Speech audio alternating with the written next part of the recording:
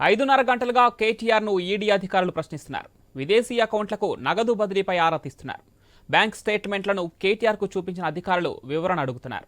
అన్ని ఆధారాలు ముందుంచి కేటీఆర్పై ప్రశ్నల వర్షం కురిపిస్తున్నారు. ఫెమా యాక్ట్ నిబంధనల ఉల్లంఘనపై కేటీఆర్ నుంచి ఈడీ వివరాలు రాబడుతోంది. ఆర్బీఐ అనుమతి లేకుండా నిధుల తరలింపు ఎలా జరిపారన్న దానిపై ఈడీ ఫోకస్ పెట్టింది.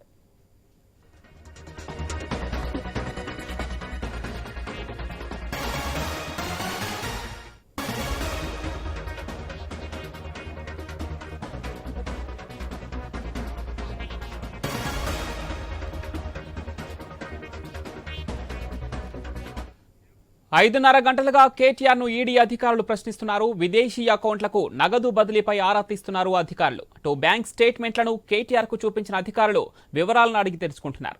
అన్ని ఆధారాలు ముందు ఉంచి కేటీఆర్పై ప్రశ్నల వర్షం కురిపిస్తున్నారు. ఫెమా యాక్ట్ నిబంధనల ఉల్లంఘనలపై కేటీఆర్ నుంచి ఈడీ వివరాలు రాబడుతోంది. ఆర్బీఐ అనుమతి లేకుండా నిధుల తరలింపు ఎలా జరిపారన్న దానిపై ఈడీ ఫోకస్ పెట్టింది. ఈడీ కేటీఆర్ విచారణకు సంబంధించి మరిన్ని డీటెయిల్స్ మా special correspondent Sunil phone live ద్వారా అందిస్తారు. సునీల్, 5:30 గంటలుగా కేటీఆర్ విచారణ జరుగుతోంది. ఫెమా నిబంధనల ఉల్లంఘనలపై కూడా అటు ఈడీ వివరాలు రాబడుతుంది. దీనికి సంబంధించి పూర్తి డీటెయిల్స్ ఏంటి సునీల్? ఫార్ములా ఈ కేసులో కేటీఆర్ విచారణ కొనసాగుతోంది. ఈడీ అధికారులు 5:30 గంటలుగా కేటీఆర్ని విచారణ చేస్తున్నారు. మనం ఇక్కడ చూడొచ్చు.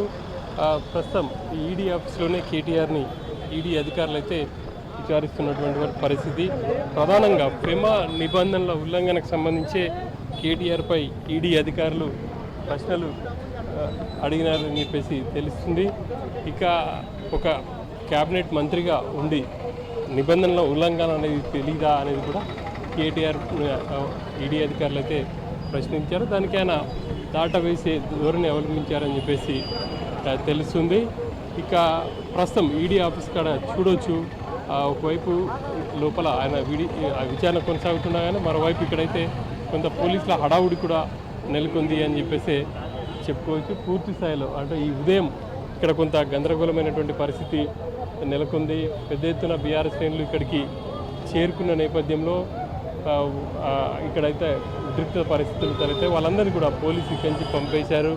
ఇక ఇప్పుడు పోలీసుల హడావుడి కూడా మొదలైందని చెప్పేసి చెప్పుకోవచ్చు. మధ్యాహ్నం కేటీఆర్కి భోజన విరామం సమయం ఇచ్చారు. ఆ తర్వాత మళ్ళీ విచారణ ప్రారంభించారని చెప్పేసి తెలుస్తుంది. ఇంకా కూడా ఈ విచారణ కొనసాగే అవకాశాలు ఉన్నాయని చెప్పేసి చెప్పుకోవచ్చు. ఇప్పటికే కొంతమంది బీఆర్ఎస్ నేతలు కూడా ఇక్కడికి వచ్చారు. ఇప్పుడే ఎమ్మెల్సీ షంబీపూర్ రాజు వచ్చారు. ఆయన ఈడీ కార్యాలయంలోకి వెళ్ళే ప్రయత్నం చేశారు. ఆయన్ని లోపలికి అనుమతించినప్పటికీ ఆ క్యాంపస్ ప్రిమిసెస్లోకి అయితే అనుమతించారని చెప్పేసి చెప్పుకోవచ్చు. ఇక ఈ కేసుకు సంబంధించి ఇప్పటికే ఈడీ అధికారులు A2గా ఉన్నటువంటి అరవింద్ కుమార్, అదేవిధంగా A3గా ఉన్నటువంటి HMDA మాజీ చీఫ్ ఇంజనీర్ని విచారించారు.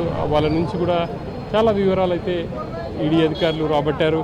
ప్రధానంగా HMDA నుంచి ఫార్ములా ఈ సంబంధించినటువంటి కంపెనీకి నిధులు ఎవరు మళ్లించమన్నారు, వాళ్ళ ఖాతాలో ఎవరు వేయమని చెప్పారు, ఇట్లా చాలా వివరాలని అడిగారని చెప్పేసి తెలుస్తుంది. ఆ మేరకు అప్పట్లో మంత్రిగా ఉన్నటువంటి కేటీఆర్ ఆదేశాల మేరకే ఇటు HMDA నుంచి తాము నిధులను ఫార్ములా ఈ కంపెనీకి సంబంధించినటువంటి ఖాతాలో జమ చేశామని చెప్పేసి కూడా ఇద్దరు అధికారులు స్టేట్మెంట్ ఇచ్చారు. ఆ స్టేట్మెంట్ ఆధారంగా కేటీఆర్ని కూడా విచారిస్తున్నటువంటి పరిస్థితి.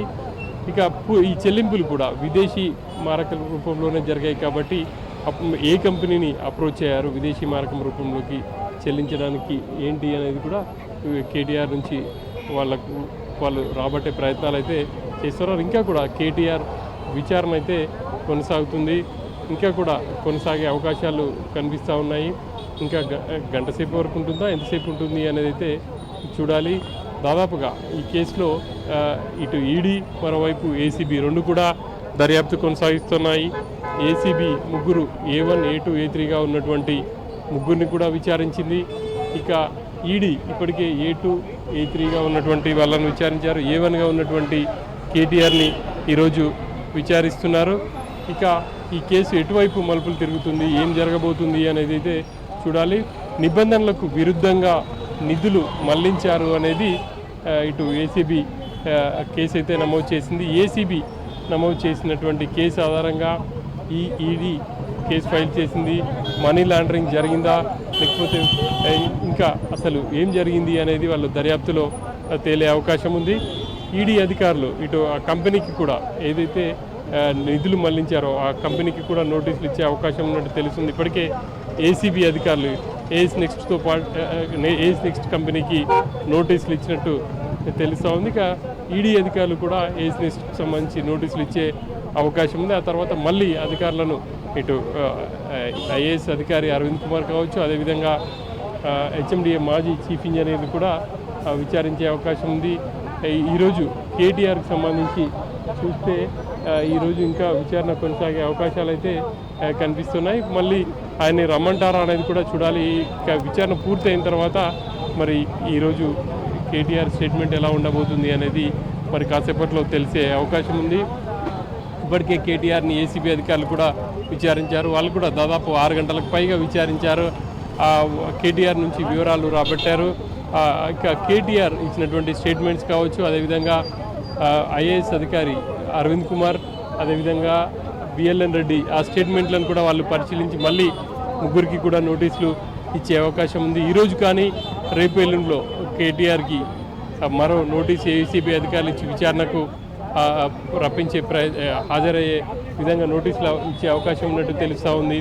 ఒకవైపు ఈడీ, మరోవైపు ఏసీబీ రెండు కూడా సైమల్టేనియస్గా ఈ కేసుకు సంబంధించి దర్యాప్తునైతే కొనసాగుతూ ఉన్నాయి. కేటీఆర్ మాత్రం ఈ హెచ్ఎండిఏ నుంచి పూర్తి స్థాయిలో నిధులు ఆ కంపెనీ ఖాతాలోకే వెళ్ళాయి, ఎవరి జేబుల్లోకి ఆ నిధులు వెళ్ళలేదు. పూర్తి పారదర్శకంగా హైదరాబాద్ ఇమేజ్ను పెంచేందుకే తాము ఈ కార్ రేసును హైదరాబాద్కు తీసుకొచ్చాము, ఇక్కడ ప్రతిష్టాత్మకంగా తీసుకొని వచ్చేసి ఆ కార్ రేసును నిర్వహించామని చెప్పేసి చెప్తున్నారు. కానీ ఈ కేసు సంబంధించి పూర్తి స్థాయిలో నిబంధనలు పాటించలేదు. హెచ్ఎండిఏను ఇన్వాల్వ్ చేయడమే కాకుండా హెచ్ఎండిఏ నిధులను కూడా మళ్లించారు అని చెప్పేసి ఇటు ఏసీబీ కేసు నమోదు చేసిన క్రమంలో రానున్న రోజుల్లో ఈ కేసుకు సంబంధించి ఇంకా మరోసారి కేటీఆర్ని విచారణకు పిలుస్తారా లేకపోతే ఆయన్ని అరెస్ట్ చేస్తారా అనేది ఒక ఉత్కంఠ అయితే కొనసాగుతూ ఉంది. ఉదయం నుంచి కూడా బీఆర్ఎస్ శ్రేణుల్లో ఆ ఉత్కంఠ అయితే కనిపిస్తూ ఉంది. ప్రధానంగా కేటీఆర్కి సంబంధించి ఏసీబీ దర్యాప్తు సమయంలో కూడా చూసాం.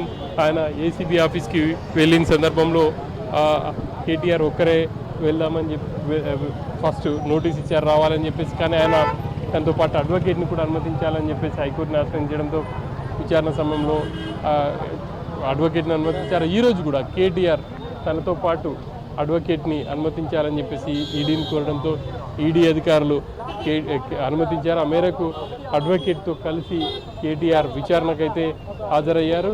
ఇక ఈడీ అడుగుతున్నటువంటి కొన్ని ప్రశ్నలకు కేటీఆర్ స్ట్రైట్గా సమాధానం ఇచ్చినప్పటికీ కొన్నింటికి దాటవేసే ధోరణి కావచ్చు, కొన్నింటికి సమాధానం చెప్పకుండా మౌనంగా ఉన్నారని చెప్పేసి తెలుస్తుంది. మొత్తం మీద అయితే ఈ కేసుకు సంబంధించి దర్యాప్తు అయితే ఈడీ చేస్తుంది. ఇక ఈరోజు మరి కాసేపట్లో ఏం జరగబోతుంది, కేటీఆర్ని ఈరోజు విచారణ చేసి పంపిస్తారా లేకపోతే మరోసారి రమ్మనే విధంగా అటు నోటీసులు ఇచ్చి రమ్మనే అవకాశం ఉంటుందా అనేది చూడాలి. కేటీఆర్ రాక కోసం అయితే అంటే విచారణ తర్వాత కేటీఆర్ ఇటు తెలంగాణ భవన్ కూడా వచ్చే అవకాశం ఉంది. ఆయన కోసం అయితే ఆ పార్టీ శ్రేణులు చాలా ఆతృతగా ఆసక్తిగా ఎదురు చూస్తున్నాయి. Right Sunil, thank you.